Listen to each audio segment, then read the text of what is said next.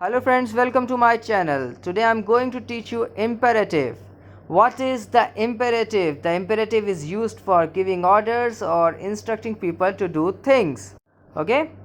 Four different form in German. The imperative in German is a bit more complicated. There are different forms of depending on whether you are addressing one person only or more than one. German also distinguishes between the formal and informal mode of address in the imperative.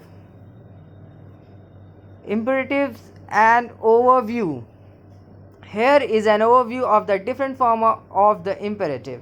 Singular like common, so in the do form we use com, z form we use common z, plural form we use commt, and z form common z. Like warte, warten, wartet, warten sie.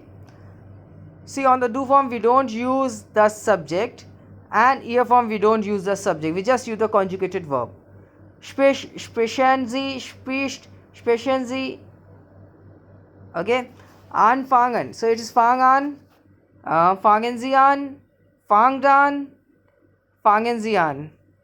We just note this, all the verbs, it is very important.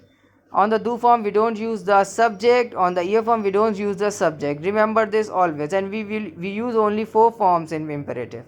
Okay, the next is example, some little bit example.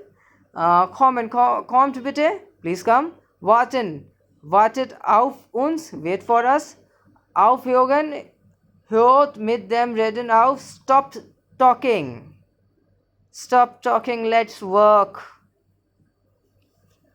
Okay, this is the form we have to use now.